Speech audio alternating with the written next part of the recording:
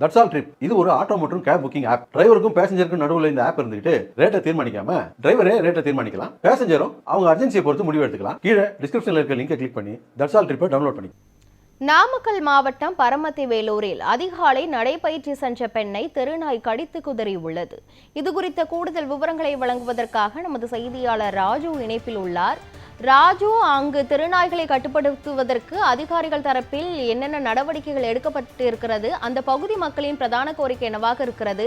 தற்போது அந்த நாய் கடித்த பெண் எப்படி இருக்கிறார்? விவரங்களை சொல்லுங்க.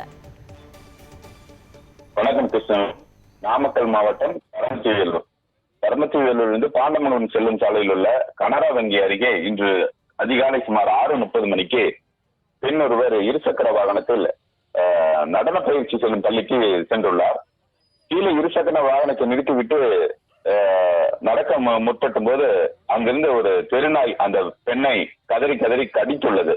உதறி கடித்ததனால் அந்த பெண்ணின் கையில் ரத்தம் ஓடியது. இதனை அடுத்து செய்வதறியாமல் தவித்த அந்த பெண் அருகில் உள்ளவர்களை உதவிக்கு அழைத்தார். ஆனால் அருகில் இருந்தவர்கள் பெண்ணை மீட்க முடியாமல் நாயின் ஆவேசத்தை கண்டு பயத்தில் அச்சத்தில் நின்றனர். இதனால் சுமார் அரை மணி நேரம் அந்த பெண் அங்கிருந்து தப்பிக்க கடுமையாக போராடினார்.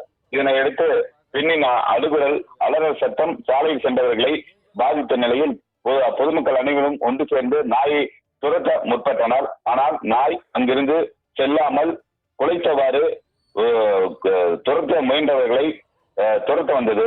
இதனால் அச்சமடைந்த பொதுமக்கள் அந்த பெண்ணை அங்கிருந்து மீட்டனர். இதனையடுத்து அந்த பெண் அங்கிருந்து ஆம்புலன்ஸ் மூலம் மருத்துவ சிகிச்சைக்காக மருத்துவமனைக்கு அனுப்பி வைக்கப்பட்டுள்ளார்.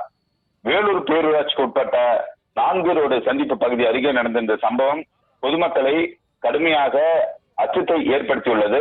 இங்கு நாய்களை கட்டுப்படுத்த பேரூராட்சி முறையாக நடவடிக்கை எடுப்பதில்லை என பொதுமக்கள் குற்றம் சாட்டி வருகின்றனர்.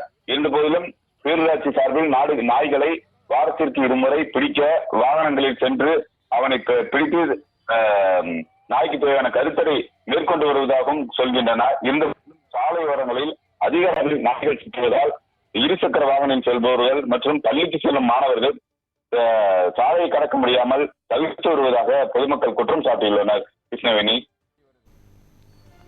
முழுமையான விவரங்களுக்கு நன்றி ராஜு. இங்கெல்லாம் பார்க்காதீங்க, தனியார் ஆஸ்பத்திரி வேற போய் பார்த்துக்குங்க.